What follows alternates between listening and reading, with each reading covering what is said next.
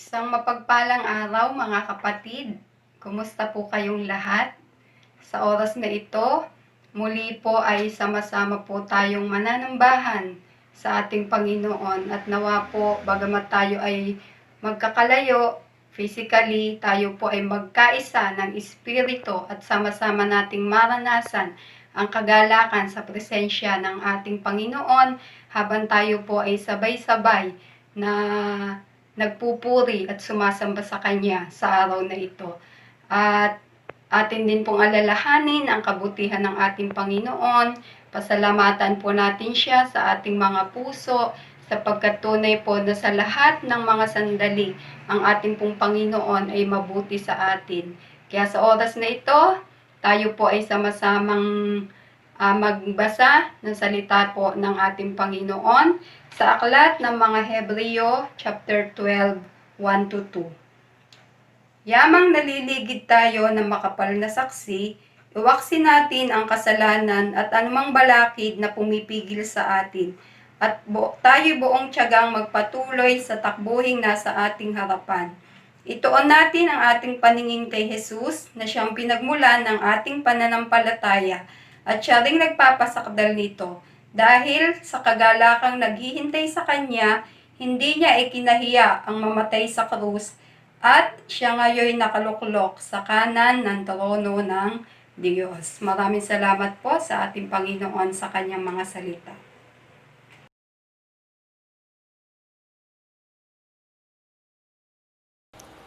Amen. Praise the Lord. Isang mapagpalang araw po sa inyo mga kapatid.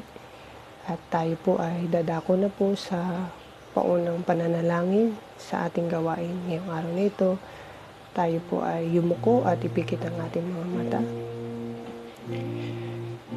Hallelujah. Lord, Almighty God, glory to you, O God. Tunay, Lord, napakabuti niyo nga po, Ama, sa amin. Ikaw nga po, O Diyos, ang nag-iisang Diyos lamang na buhay at hindi nagbabago noon, ngayon, at magpakailanman. Ama, sa araw na ito, kami po ay lumalapit sa inyo, nagpapakumbaba. Inilalatag po namin sa inyo, Ama, ang aming gawain ngayong araw na ito. At bago po ni Lord magpatuloy, kami po ay nagpapalinis ng aming mga kasalanan sa pamamagitan ng banal na dugo mo, Panginoong Hesus, upang ang aming gawain na ito, ang aming pagsamba sa inyo, ang aming pagpuri, ay kayo po yung malugod at mabless po namin. O Diyos, salamat din po sa araw na ito. Binigyan niyo po kami ng kalayaan na makalapit sa inyo kahit hindi po kami sama-samang physically na nagkakatipon. Alam po namin ang inyong presensya ay nasa amin kalagitnaan ngayong araw nito. Salamat sa mga gagamitin mo sa iyong gawain na ito. Salamat, binasbasan niyo na po ang kanilang mga labi. Binigyan niyo po sila ng karunungan at kaalaman. Tinago niyo po sila sa inyong likuran upang kayo po ang maluwalhati sa kanilang buhay. Salamat din, O Diyos, na ang gawain nito, yung signal ng aming mga cellphone, signal ng komunikasyon ay hindi po magkakaroon ng aberya. Matatapos ang aming gawain, Lord, na maganda po ang signal nito. Salamat, O Diyos, sa mga kapatiran na patuloy sa inyo po, Lord, na naghahanap, Lord, ng kalinga, Panginoon Diyos. Salamat ngayong araw nito, Lord, na pagpapalain niyo po, Lord, ang aming gawain na ito at bubusugin niyo po muli kami ng iyong mga salita.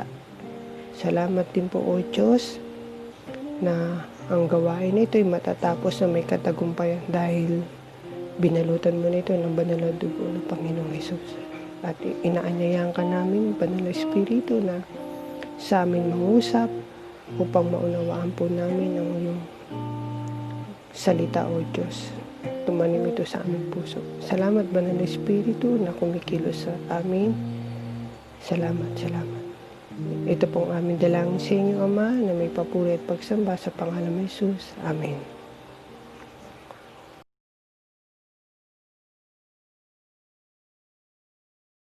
Magandang umaga po mga kapatid. Sa oras na ito tayo po ay sama-samang umawit at magpuri sa ating Panginoon. Ilaan natin yung ating puso't isipan para sa ating Panginoon. Sige po, ipalakpak po natin ang ating mga kamay. Tumayo tayo kung tayo makakatayo at buong puso tayong umawit sa ating Panginoon.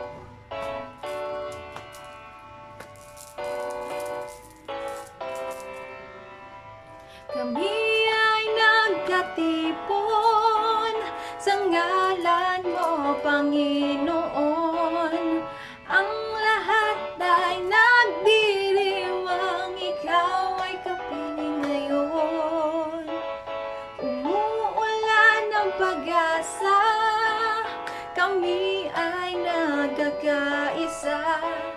Ano man ang aming katayuan, inibig mo ng lubusan. Sabay-sabay nagagalak sa indak at papuring ito. Sabay-sabay nagagalak sa sayaw at papuri sa'yo. Kamangha-manghang pag-ibig, lampas langit sa akin tumubos. Hindi ka dapat pagpalain, ngunit biyaya mo'y binuhos. Kamangha-manghang pag-ibig, lampas langit kami, minahal mong lubos. Aming itatanghal, pangalan mo, Jesus.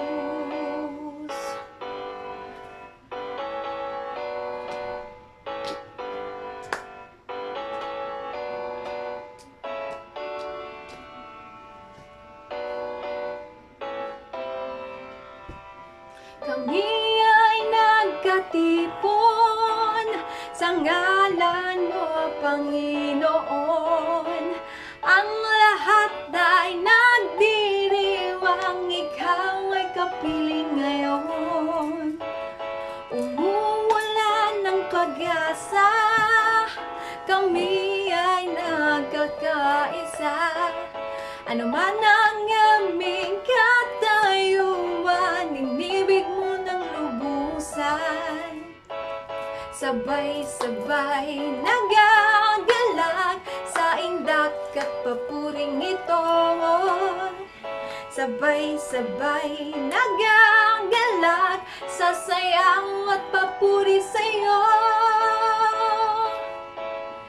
Kamangha-manghang pag-ibig, lampas langit sa akin tumubos. Di ka dapat pagpalain, ngunit biyaya mo'y binuhos.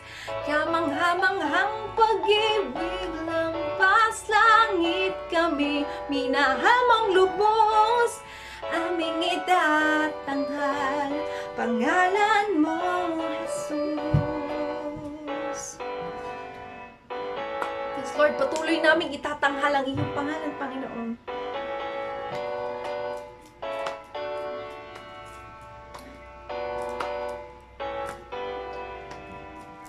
Sabay-sabay nagagalak sa indak at papuring ito.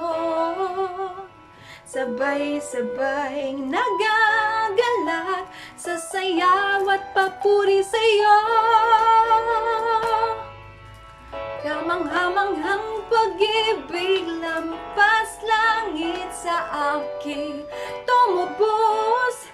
Di ka dapat pagpalain, ngunit biyaya mo'y binuhos. Kamangha-manghang pag-ibig, lampas langit kami, minahal mong lubos. Aming itatanghal, pangalan mo, Jesus. Kamangha-manghang pag-ibig, lampas langit kami, minahal. Di ka dapat pagpalain, ngunit biyaya mo'y binuhos.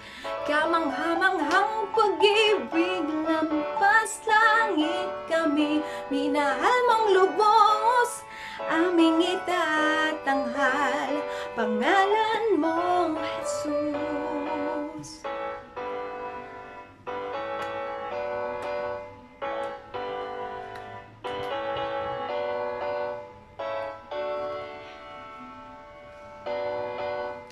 Lord, kami ay patuloy na aawit sa iyo, Panginoon. Kami ay patuloy na sasamba, kami patuloy na magpapasalamat sa iyo. At ngayon, sa oras na ito, Lord, yung aming mga puso at isipan ay tanging nakalaan lamang para sa iyo, Panginoon. Kaya dinggin mo, Lord, yung aming mga awitin, dinggin mo yung aming mga puso, yung aming pagpupuri at pagsamba sa iyo, Panginoon.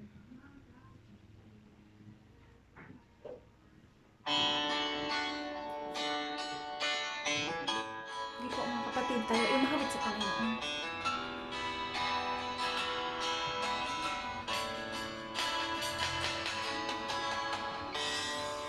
When the music fades, all is stripped away, and I'll surely come,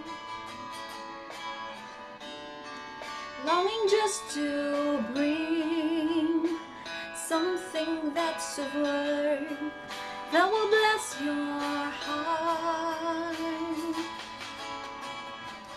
I'll bring you more than a song, for the song in itself is not what you have required. You search much deeper within, through the way things appear. You're looking into my heart. I'm coming back to the heart of worship, when it's all about you. It's all about you, Jesus. I'm sorry, Lord, for the things that I've made it, when it's all about you. All about you, Jesus.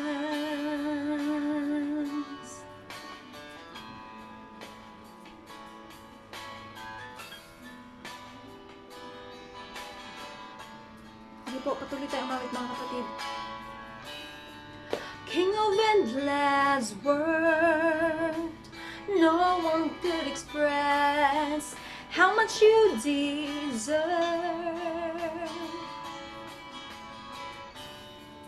Though I'm weak and poor, all I have is yours, every single breath. I'll bring you more than a song, for the song in itself is not what you have required. You search much deeper within, through the way things appear. You're looking into my heart.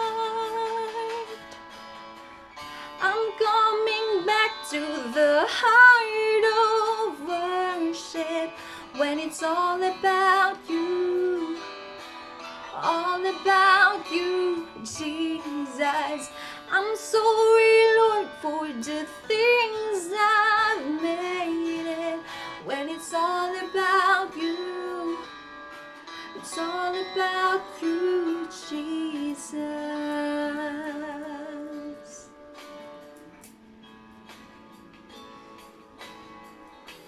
Sa oras na ito, Panginoon, kami lumalapit, muling lumalapit sa iyo, Panginoon. Tulungan mo kami, Panginoon, sa aming buhay. Yung aming mga puso, Lord, tanging sa iyo lamang yan nakalaan, Panginoon. Yung awit na ito para sa iyo, Panginoon. I'll bring you more than a song, for the song in itself is not what you have required. You search much deeper within, through the way things appear. You're looking into my heart. I'm coming back to the heart of worship, when it's all about you. All about you, Jesus. I'm sorry, Lord, for the things that about you, all about you, Jesus. It's all about you, Jesus. It's all about everything you've done for us, Panginoon. Kaya marapat lang, Lord, na ialay namin sa iyo yung aming mga puso, Panginoon. Salamat, Panginoon, sa mga biyaya. Salamat sa iyong pagmamahal sa amin. Nararapat lang, Panginoon, talaga na ikaw ay aming papurihan, pasalamatan. At Lord, dinggin mo yung aming mga pusong umaawit sa iyo, Lord. Sa iyo lang namin iniaalay ang lahat-lahat sa amin, Panginoon. Yes, Lord. We will bring you more than a song, Panginoon. Kasama ng mga awiting ito, Panginoon, yung buong puso namin, yung buong buhay namin, Panginoon. Yes, Lord.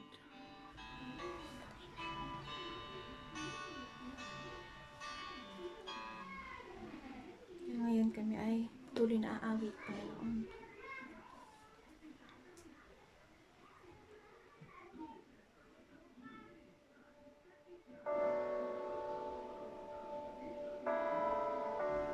Mga kapatid, sa kabila ng ating mga kabiguan, sa kabila ng ating mga failure sa buhay, alam natin na ang Panginoon ay laging nandyan. Siya yung readyng sumagip sa atin. Call me out upon the waters, the great unknown, your feet may fail, and there I find you in the mystery, in oceans deep, my faith will stand, and I will call upon your name, and keep my eyes above the waves. When oceans rise, my soul will rest in your embrace, for I am yours, and you are mine.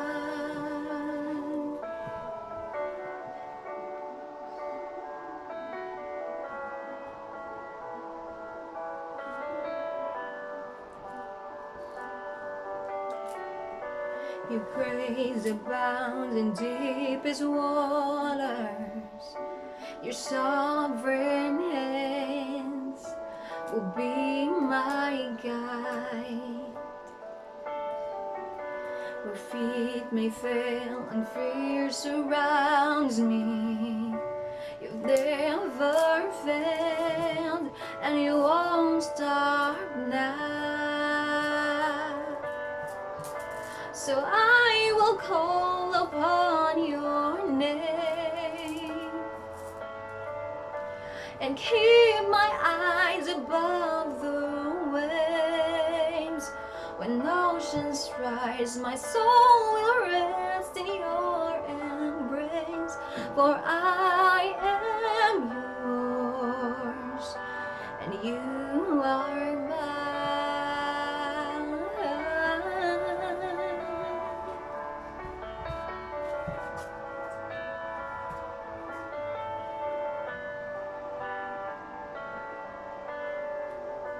Spirit, lead me where my trust is without borders. Let me walk upon the waters wherever you would call me. Take me deeper than my feet could ever wander, and my faith will be made stronger in the presence of my Savior. Spirit, lead me where my trust is without borders. Let me walk upon the waters wherever you would call me. Take me deeper than my feet could ever wander, and my faith will be made stronger in the presence of my Savior. And I will call upon your name. and keep my eyes above the waves. When oceans rise, my soul will rest in your embrace. I am yours, and you are mine. Yes, Lord, tanging sa iyo lamang ang aming buhay, Panginoon. Sa iyo lang namin iaalay, Lord, ang aming mga buhay. At Lord, kami naman ay nakakaasa, umaasa kami, Panginoon, na lagi mo kaming sasamahan sa kabila ng aming mga pagsubok na pinagdaraanan, sa kabila ng aming mga iba't ibang sitwasyon, Lord. Kailangan ka namin, Lord.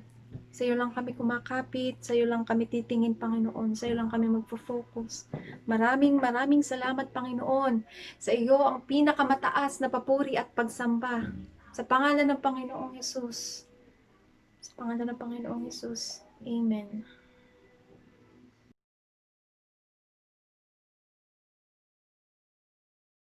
Buksan po natin ang ating Biblia sa Aklat ng Lucas, chapter 13, verse 10 to 17. Isang araw ng pamamahinga, si Jesus ay nagtuturo sa isang sinagoga. May isang babae roon na 18 taon nang may karamdaman, gawa ng masamang espiritong nasa kanya. Siya'y hukot at hindi na makaunat. Nang makita ni Jesus ang babae, tinawag niya ito at sinabi, "Magaling ka na sa iyong karamdaman." At ipinatong ni Jesus ang kanyang mga kamay sa babae. Noon di nakaunat ito at nagpuri sa Diyos. Ngunit nagalit ang tagapamahala ng sinagoga sapagkat nagpagaling si Jesus sa araw ng pamamahinga. Kaya't sinabi niya sa mga tao, may 6 na araw na inilaan upang ipagtrabaho. Pumarito kayo sa mga araw na iyan upang magpagaling at wag sa araw ng pamamahinga. Sinagot siya ng Panginoon, "Mga mapag-imbabaw, hindi ba't kinakalag ninyo sa sabsaban ng inyong baka o asno at dinadala sa painuman kahit araw ng pamamahinga? Ang babaeng ito na mula sa lipi ni Abraham ay ginapos ni Satanas sa loob ng 18 taon. Hindi ba dapat na siya kalagan kahit na araw ng pamamahinga?" Napahiya ang lahat ng kalaban ni Jesus sa sagot niyang ito, at nagalak naman ang madla sa mga kahangahangang bagay na ginawa niya.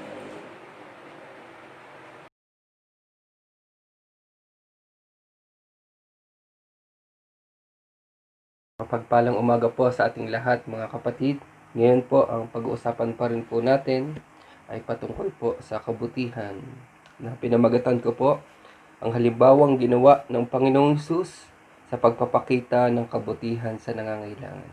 Ulitin ko po, halimbawang ginawa ng Panginoong Hesus sa pagpapakita ng kabutihan sa nangangailangan. At ito po ay makikita sa Lucas chapter 13, verse 10 to 17. Tayo muna po ay manalangin.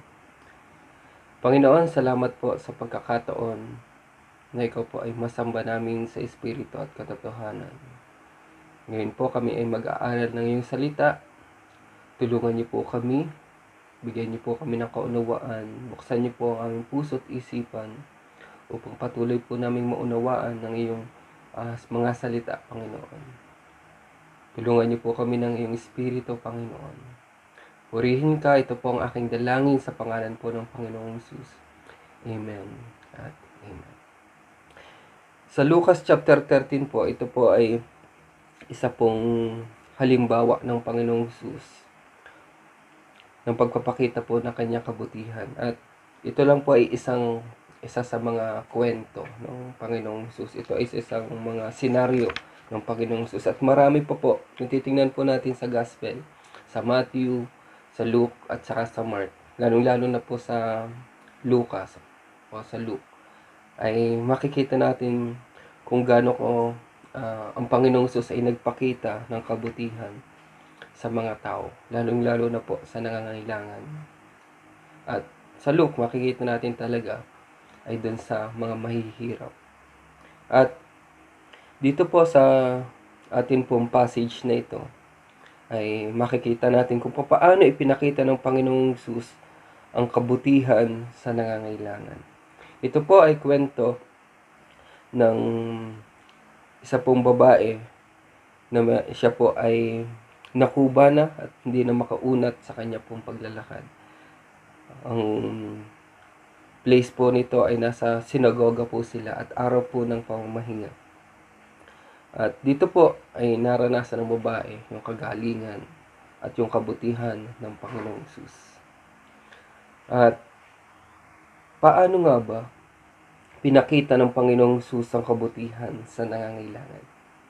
At tayo nga bilang tagasunod ni Kristo at siya yung ating tinatawag na Panginoon, tayo din ito ay halimbawa niya para sa atin, lalong-lalo na in immediate disciple. Pinakita niya ito para sa kanyang mga disipulo upang turuan sila kung paano ipakita ang kabutihan sa mga nangangailangan. At tayo naman, pinapag-aralan po natin ito para malaman natin kung paano ang ating Panginoon ay nagpakita ng kabutihan sa mga nangangailangan. At ganoon din po dapat ang ating gawin.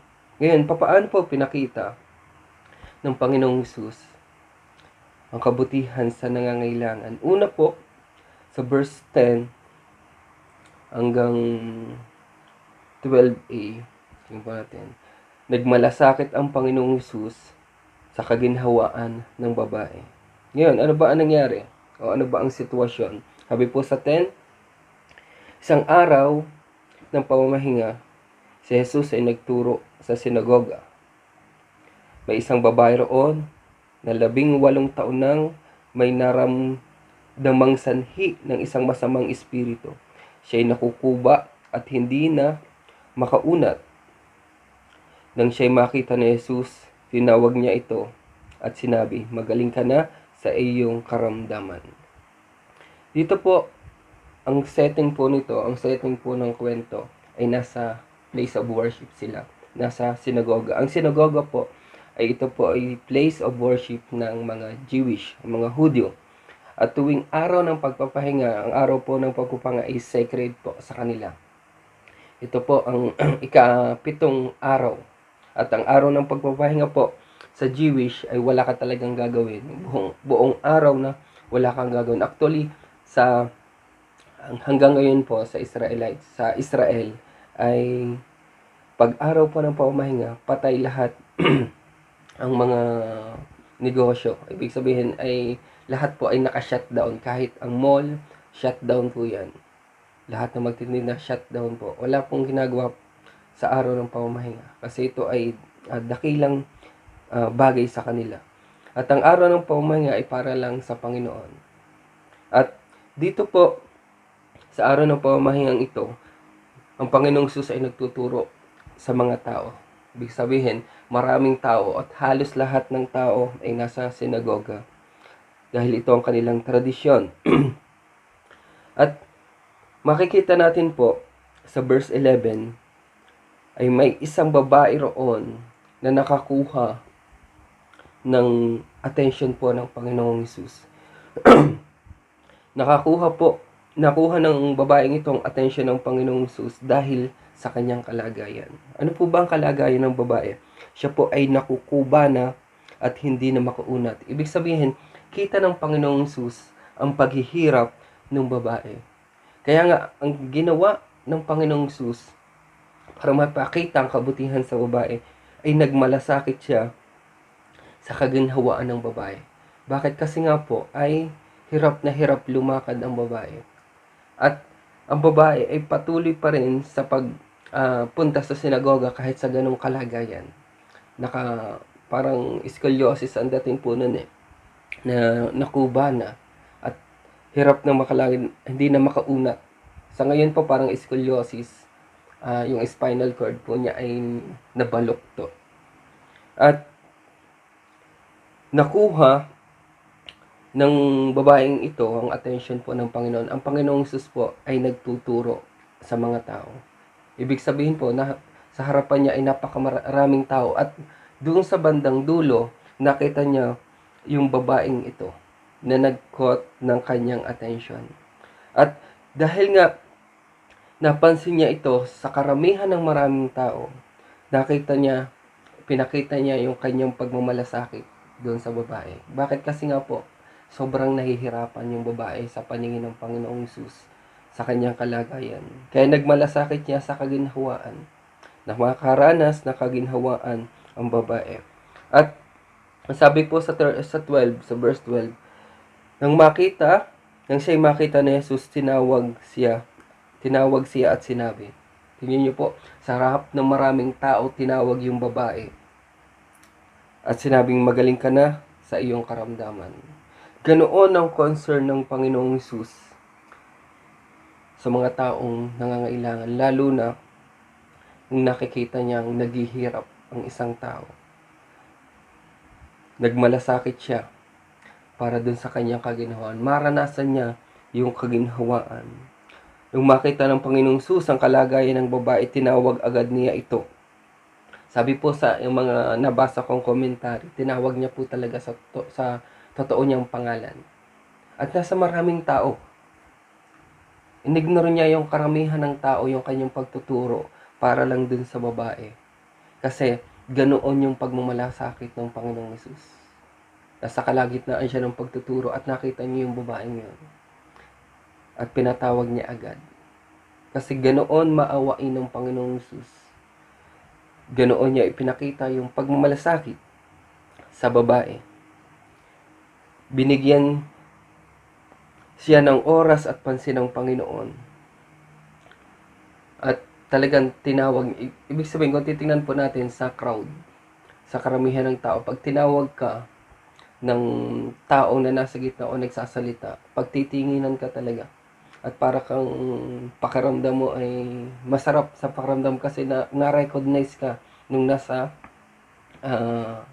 yung nagsasalita sa unahan.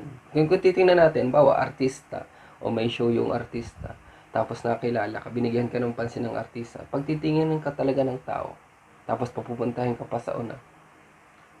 At ganun po ang ginawa din sa bawa, pinapunta sa una kasi tinawag siya ng Panginoong Hesus para pagalingin. Binigyan siya ng importansya, binigyan siya ng attention, binigyan siya ng oras ng Panginoong Hesus. Bakit? Kasi ang Panginoong Hesus ay nagmamalasakit sa kanya kaginhawaan, para siya ay bigyan ng kaginhawaan. Ngayon po, minsan ba tayo ay nabubulabog ang ating puso sa mga sitwasyon ng mga tao na nasa ating paligid o patay mali siya na lang po tayo? Minsan, kung titingnan po natin ay kagaya ba tayo ng Panginoong Hesus na hindi niya matiis yung kalagayan ng babae. At talagang sa kalagitnaan ng kanyang pagtuturo ay tinawag niya ito para pagalingin. O tayo ba, kahit sa ating kapaligiran, mga nakikita po nating mga taong nakikita natin sa ating kapaligiran, yung mga sitwasyon ng tao, tayo ba ay patay mali siya lang? O tayo ay nagmamalasakit sa kanila? Ang pangalawa na ginawa po ng Panginoong Hesus, nagpahayag ang Panginoong Hesus ng kagalingan sa babae. Sabi sa 12 and 13, nang siya'y makita ni Jesus, tinawag siya at sinabi, magaling ka na sa iyong karamdaman. Ipinatong ni Jesus ang kanyang mga kamay sa babae at noon ding na ibalik ang dating postura at nagsimula siyang magpuri sa Diyos. Ginusto ng Panginoon na gumaling ang babae at ang kanyang pahayag ng kagalingan ay nagpapakita ng pananampalataya alang-alang sa kapakanan ng iba. Kung titingnan po natin dito sa sitwasyon, hindi po ginusto o hindi hiniling ng babae na siya ay gumaling. Kasi ang setting po nga nito ay nasa worship place po sila. At sacred yung lugar. Sacred yung araw. Para bang bigay ng papuri sa Panginoon. At hindi hinihiling ng babae, walang hinihiling ang babae na siya ay pagalingin.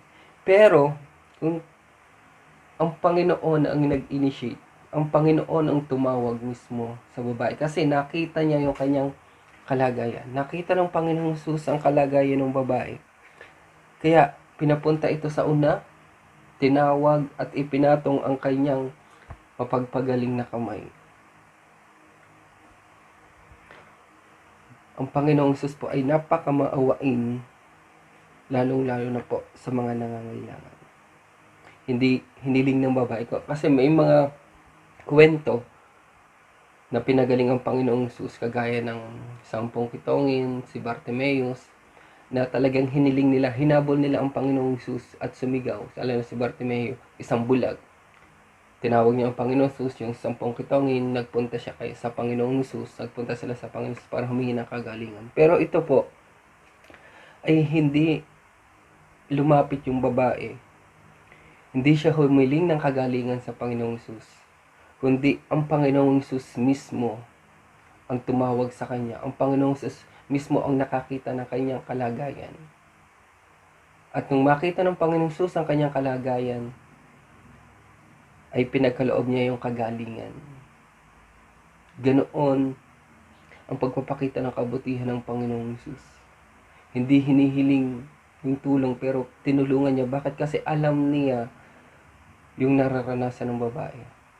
Alam niya yung pakiramdam ng paghihirap ng babae. At awang-awa ang Panginoong Hesus sa babae pong ito. Kaya tinawag, binigyan ng attention, tinawag at pinagaling.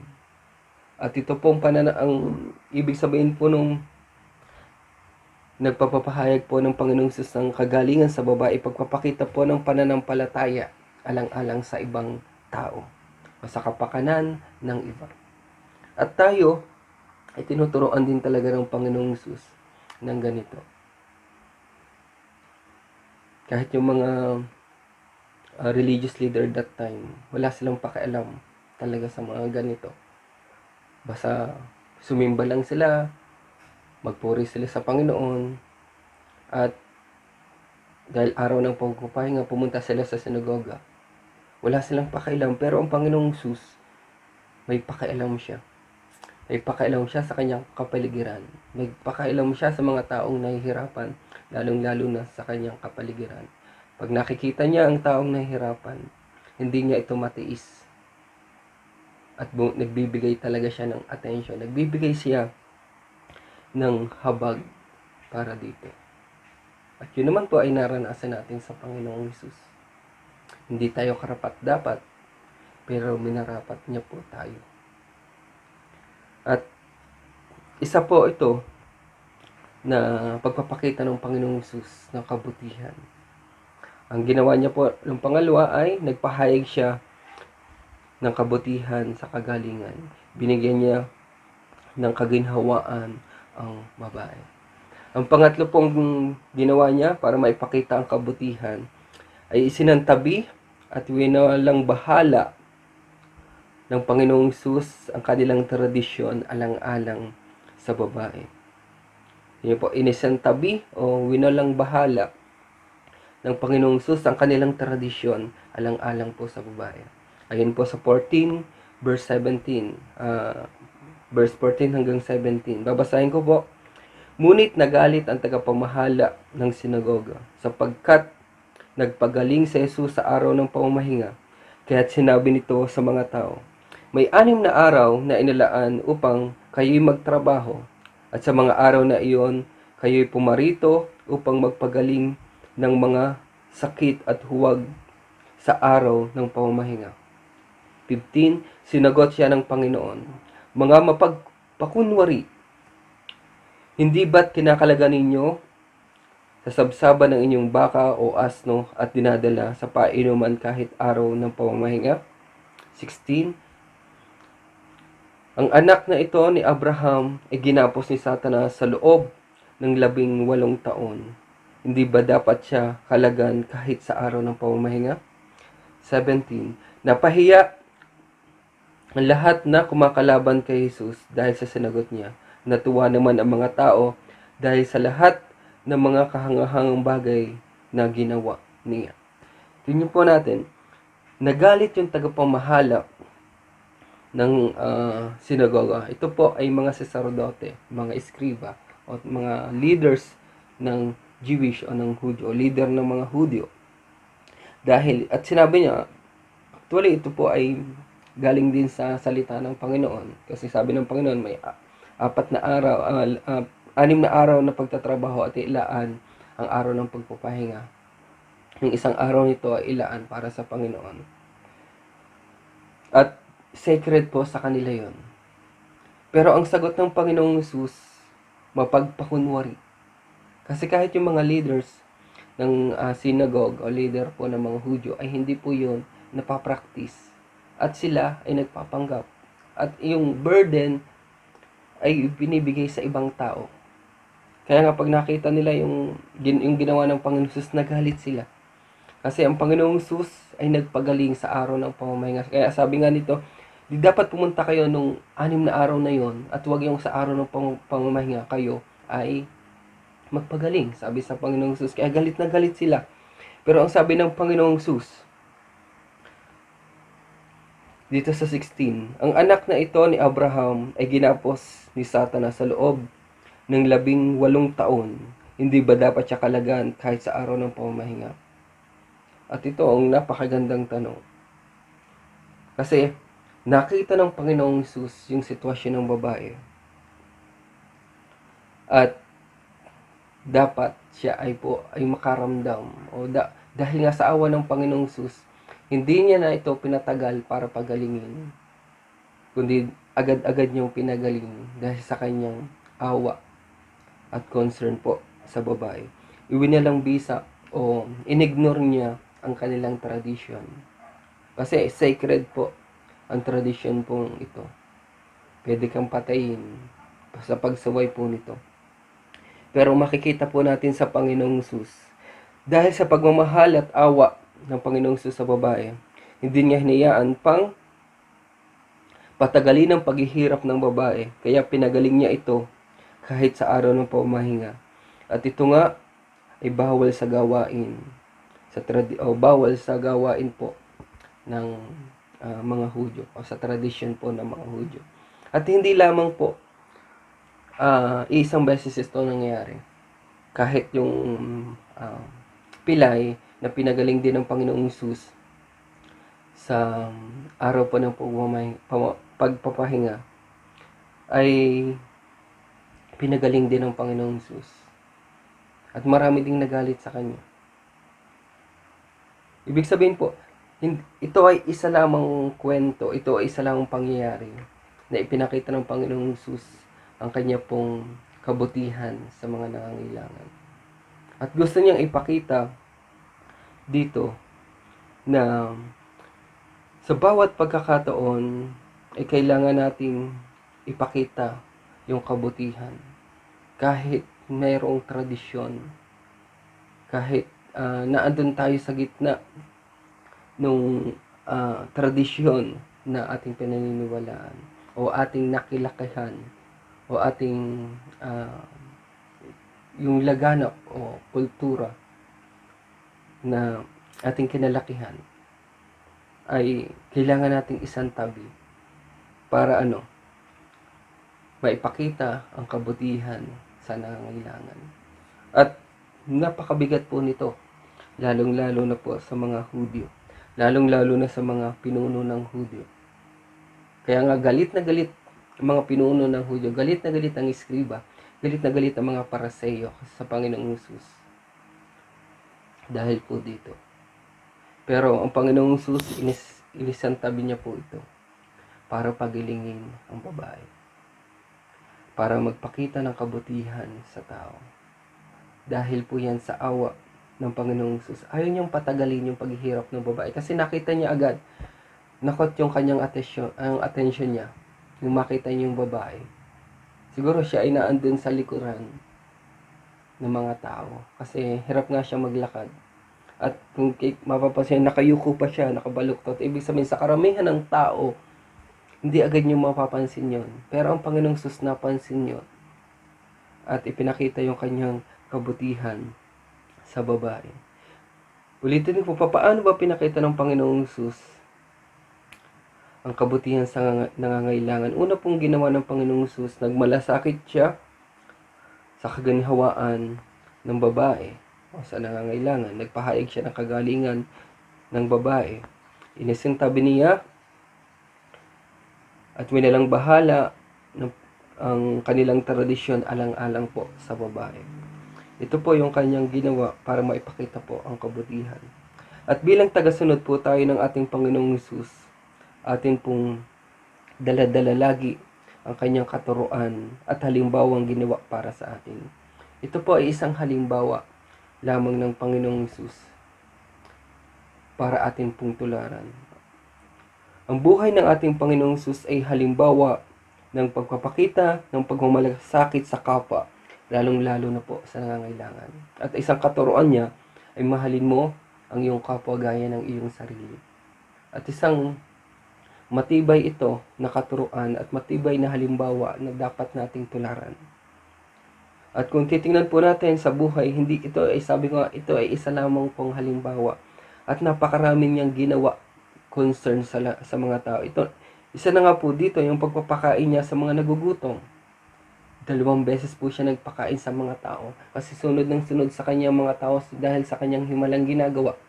At nung makita niya ang mga tao ay nagugutom, sabi niya sa mga alagad, ay papakainin natin sila. Pero sabi ng mga alagad nga ay wala silang pagkain. Pero dahil nga ang Panginoong Hesus ay Diyos, gumawa siya ng paraan. At pinakita niya ang himala, dumami yung pagkain nila. At pinakain sa mga tao. Naandun yung kahabagan ng Panginoong Hesus. Nagpagaling siya ng maraming karamdaman, gaya ng 10 kitongin, bulag, pilay, paralitiko, at marami pa. Kung titingnan po natin yung ibang pinagaling niya, humihiling sa kanya. At marami din siyang pinagaling na hindi humihiling yung may karamdaman. Bagkos nagkusa ang Panginoong Hesus na pagalingin ito. At dito ay makikita natin yung pagmamalasakit ng Panginoong Hesus. Pagpapakita niya ng kabutihan sa mga nangangailangan. Concern siya sa kanyang kapaligiran. At tayo bilang sunod ng Panginoong Hesus, dapat ay concerned din po tayo sa ating paligid. Napakarami po ng nangangailangan. Pero hindi ko naman sinasabing tugunan natin lahat. Kung titignan po natin ang ginawa ng Panginoong Hesus, tinugunan niya yung immediate na pangangailangan. Kailangan ng kagalingan, pinagaling niya. Nagugutom, pinakain niya. At ito po, ay dapat maipakita din natin sa tao. Kasi nga, ay meron tayong, nahuhuk tayo kasi ng tradisyon. Nahuhuk tayo ng kultura. Minsan ng paniniwala. O ng trending. Pero walang bahala po ito. Isinantabi ito ng Panginoong Hesus para tumulong. Nisantabi po ito ng Panginoong Hesus para ipakita ang kanyang kabutihan sa nangangailangan. Tayo ay ganoon din. Isantabi po natin yung nasa ating isipan na minsan nga ay baka ito ay isang isang scam o kung ano pa man. Ang binigay nila sa nagugutom pagkain. Sa may sakit, kagalingan. Titinan po natin immediate na pangangailangan. At kahit sa bayan magpunta ka hanggang kahit ngayon po napakaraming ng ganyan. Kung ano po yung kaya nating ibigay at tulong, gayahin po natin ang Panginoong Hesus. Huwag tayo pong maging bato ang ating puso. Kasi hindi po tinuro ng Panginoong Hesus na maging bato ang ating puso. At yung ating isipan ay sarado. Hindi po itinuro ng Panginoong Hesus. Tinuturuan po tayo ng Panginoong Hesus na intindihin, palawakin ang ating isipan, ang pangunawa at ang ating pong puso ay ating pong buksan. At doon kikilos ang kabutihan ng Panginoon po sa ating pong buhay. Ipakita natin na ang Panginoong Hesus ay nagmamalasakit sa kapwa at sa mga taong nasa paligid niya. Tayo bilang disipulo at tagasunod ng Panginoong Hesus, tayo dapat ang sumusunod sa kanyang halimbawa. Tayo ang sumusunod sa kanyang mga ginawang kabutihan dito sa lupa. Kung babasahin po natin ang Matthew chapter 25 verse 31 to 45. Ito po ay nagpapakita ng kabutihan at pagmamalasakit natin sa ating kapwa. At nangangailangan na pagpapakita, ito po ay paglilingkod natin sa Panginoong Hesus. Ulitin ko po, sa Matthew 25 verse 31 to 45, ito po ay pagpapakita po ng kabutihan at pagmamalasakit natin sa ating kapwa. At ito din po ay nagpapakita ng paglilingkod natin sa Diyos. Kung tayo ay nagmamalasakit sa ating kapwa, ipapakita tayo ng kabutihan, tayo po ay naglilingkod sa ating pong Panginoon. Babasahin ko po, ayon po sa 31, pagdating ng anak ng tao bilang hari, kasama ang lahat ng anghel, uupo siya sa kanyang trono ng kaluwalhatian. Titipunin naman sa harapan niya ang lahat ng tao at sila'y kanyang pagbubukod-bukrin tulad ng ginawa ng pastol sa mga tupa at kambing. 33. Inilagay niya sa kanyang kanan ang mga tupa at sa kaliwa naman ang mga kambing. Sasabihin ng hari sa mga nasa kanan niya, halika kayo, mga pinagpala ng aking ama. Pumasok kayo at tanggapin ang kahariang inihanda para sa inyo mula pa ng likhain ang daigdig. 35. Sapagkat ako'y iyong pinakain nung ako'y nagugutom. Ako'y iyong pinainom nung ako'y nauuhaw. Ako'y isang dayuhan at iyong pinatuloy. Sabi sa 26, ako'y walang maisuot at iyong dinamitan, nagkasakit at iyong dinalaw, nabilanggo at iyong pinuntahan. 27. Sasagot ang mga matutuwid, Panginoon, kailan po namin kayo nakitang nagutom at aming pinakain o nauhaw at aming pinainom? Kailan po kayo naging dayuhan at aming pinatuloy o kaya walang maisuot at aming dinamitan? At kailan po namin kayo nakita nagkasakit o nabilanggo o kayo aming dinalaw? 40. Sasabihin ng hari, tandaan ninyo, nang gawin ninyo ito sa isa sa mga alagad ko, siya man ang pinakamahamak, ako ang inyong tinulungan. Sasabihin naman niya sa mga nasa kaliwa, lumayo kayo sa harapan ko, isinumpa kayo sa apoy na di mamamatay na inahanda para sa dyablo at kanyang mga kampon. 42. Sapagkat hindi niyo ako pinakain nung ako'y nagugutom, hindi niyo ako pinainom nung ako'y nauuhaw, hindi niyo ako pinatuloy nung ako'y isang dayuhan, hindi niyo ako dinamitan nung ako'y walang maisuot, hindi ninyo ako dinalaw nung ako'y may sakit at nung ako'y nasa bilangguan. At sasagot din sila, Panginoon, kailan po kayo namin nakitang nagutom, nauhaw, walang matuluyan, walang maisuot, may sakit o nasa bilangguan, na hindi namin kayo tinulungan?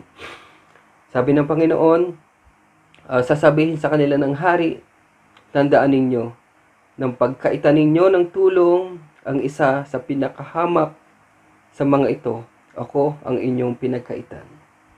At dito po, ay makikita natin na sumasalamin po ang pagtulong, ang pagpapakita ng kabutihan sa mga nangangailangan. Sumasalamin ang pagpapakita ng kabutihan sa ating kapwa, sa paglilingkod po natin sa ating Panginoon. At isa po yung malinaw ayon po sa verse pong ito. Kaya nga sabi ng mga tao, hindi po namin kayo nakitang nagutom, hindi po nakita kayong nauhaw.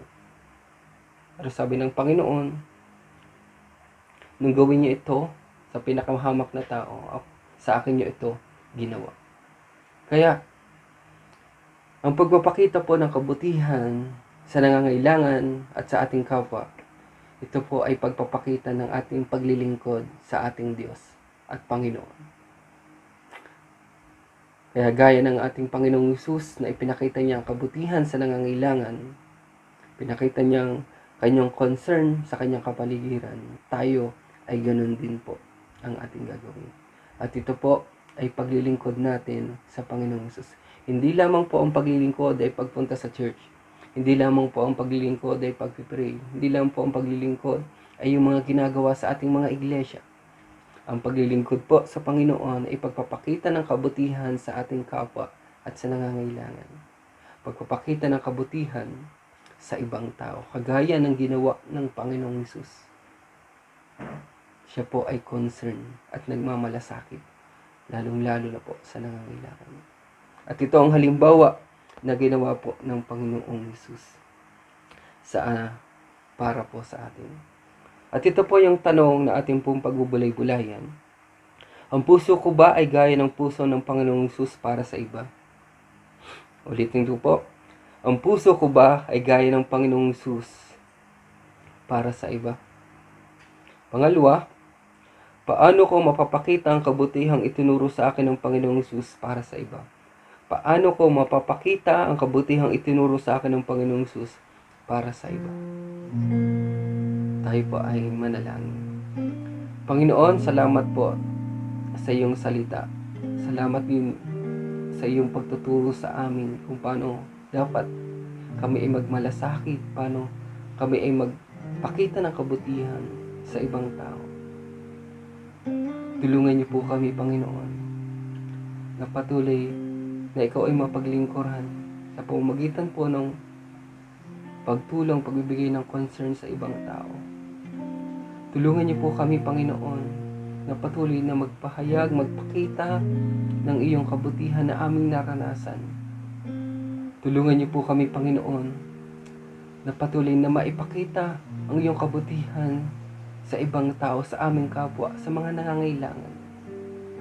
Tulungan niyo po kami buksan ang aming pong puso at isipan sa bagay pong ito. Na ang iyong kabutihan ang kumikilos po sa aming pong buhay. At salamat, Panginoon, sa iyong mga salita na patuloy na nagtuturo at nagdidevelop sa amin bilang isang tagasunod ninyo, Panginoon. Nagpapalakas sa aming pananampalataya at patuloy na nagpapalago sa pagkilala sa inyo. Maraming pong salamat, Panginoon. At bilang isang tagasunod ninyo, kami po ay makitaan ng inyong kabutihan sa aming pong pang-araw-araw pong buhay. Maraming salamat, Panginoong Hesus. Purihin ka. Ito po ang aking dalangin sa pangalan po ng Panginoong Hesus. Amen at amen. Pagpalain po tayo ng ating pong Panginoon.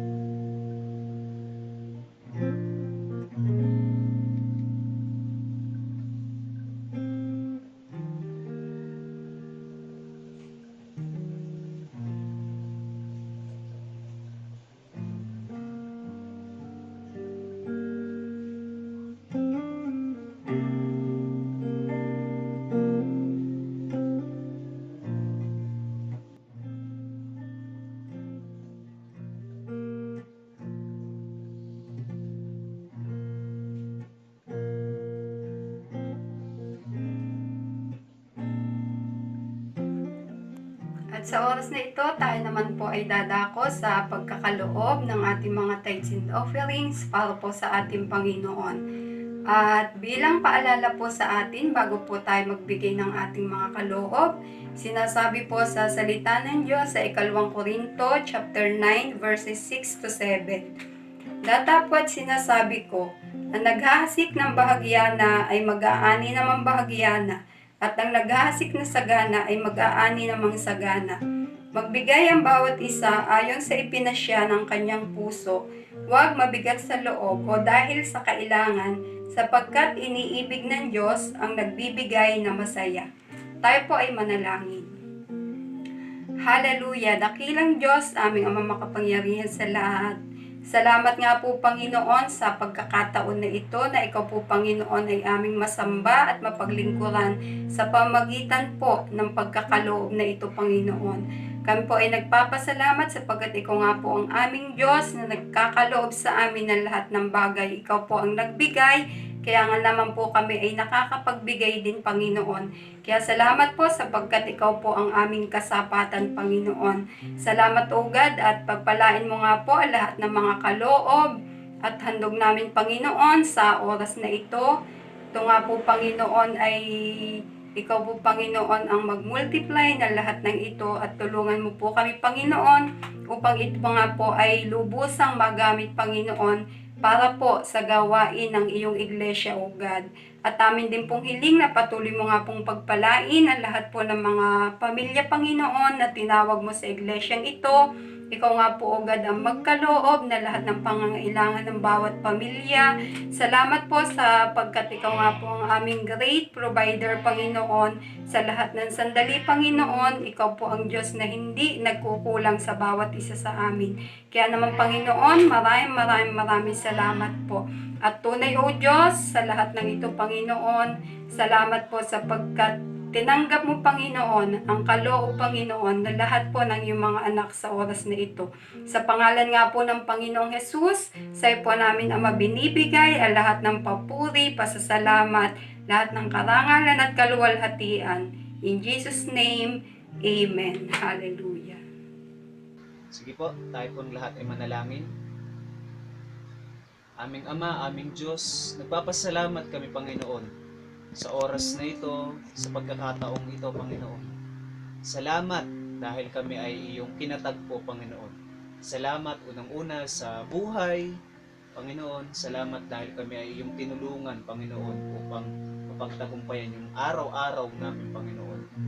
Lord, salamat din po sa bawat isang kapatid ko na ginamit mo sa oras na ito, sa araw na ito, Panginoon. Lord, tunay nga po na narapat itaas, mapapurihan, mapasalamatan ang iyong pangalan, Panginoon. Lord, dalangin ko po na kami ay iyong tulungan, gabayan, Panginoon, sa kinakaharap naming pandemya, Panginoon. At ito nga po yung COVID-19.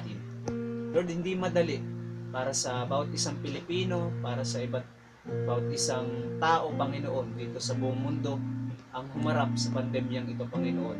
Kami po ay financially, spiritually, physically nanghihina, Panginoon. Pero sabi mo nga po sa iyong salita, Panginoon, ikaw yung kalakasan namin, Panginoon. At tunay nga na galing sa iyo, Panginoon, kami may pag-asa, kami may kalakasan, kami may katagumpayan. Hindi kami mga talunan, Panginoon. Sa oras na ito, Panginoon, hayaan mo nga kami ay makapagbahagi.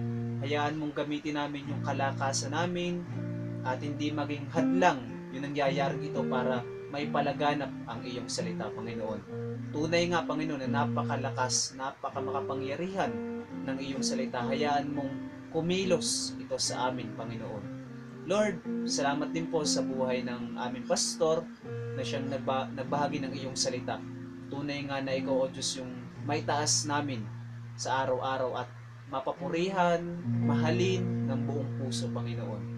Lord, dalangin ko rin po ang aming presidente, Panginoon, maging ang kanyang mga kabinete, Panginoon, naway bigyan nyo rin po sila, Panginoon, ng karunungan, kaalaman na nanggagaling sa iyo, Panginoon, upang kami naman ay mapamunuan, maitama anuman yung mga kamalian na minsan nagagawa namin, nasasabi namin, naway maging sila, Panginoon, ay makita rin nila yung ano ba yung nararapat, ano ba yung standards mo, Panginoon, na dapat gawin, Panginoon, dito sa Pilipinas. Maging tulungan mo rin po ang mga namumuno sa ibang bansa.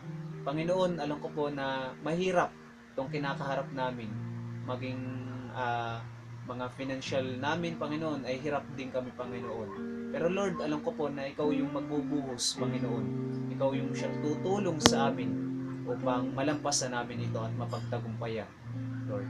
Dalangin ko rin po, Panginoon, maging ang aming kapatiran, maging ang bawat isang kapatiran ko, Panginoon. Lord, tulungan mo nga po kami physically, financially, spiritually, Lord, palakasin mo kami, Panginoon. Tulungan mo po kami na mapagtagumpayan yung bawat araw na nagdadaan, Panginoon. Lord, alam ko po na Ikaw, O Diyos, yung aming kasama. At alam ko po na kung Ikaw kasama namin, walang makakatalo sa amin. Ano man yung kinakaharap namin, Panginoon. Lord, dalangin ko rin po ang bawat isang Pilipino, Panginoon, na nahihirapan ngayon sa pandemyang ito. Lord, dalangin ko po na tulungan mo rin po sila, Panginoon, na umahon, na makaisip ng mga bagay na naaayon sa iyo, Panginoon, at hindi yung kasamaan na nasa isip, Panginoon. Lord, kami iyong gabayan, tulungan, Panginoon, na kung may kasalanan man kami magsisi, Panginoon, at ibalik namin yung tiwala namin sa iyo, Panginoon, maging mapagpakumbaba kami sa iyong harapan, at tulungan, Panginoon, na magbalik loob sa iyo, Panginoon. At alam ko po na one day, Panginoon, babalik din ang normal sa aming mundong ito. At alam ko po na Ikaw, O Diyos, yung tutulong sa amin, Panginoon. Lord, salamat po. Salamat sa araw na ito, sa oras na ito. Pinupurit, pinapasalamatan, dinadakila ka namin, tinataas ka namin, aming Diyos Ama. In Jesus' name we pray. Amen.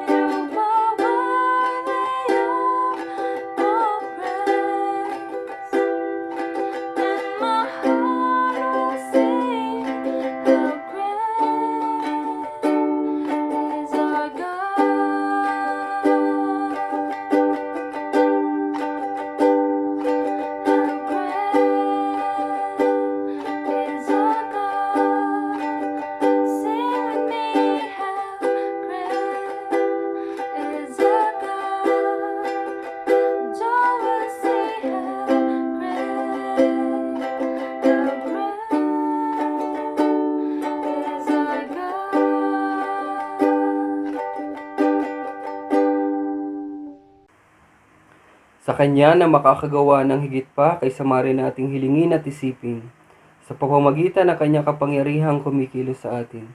Sa Kanya nawa ang kaluwalhatian sa pamamagitan ng Iglesia at ni Kristo Jesus sa lahat ng salinlahi. Pagpalain kayo nawa at ingatan ng Panginoon. Habagan kayo nawa at Kanyang subaybayan.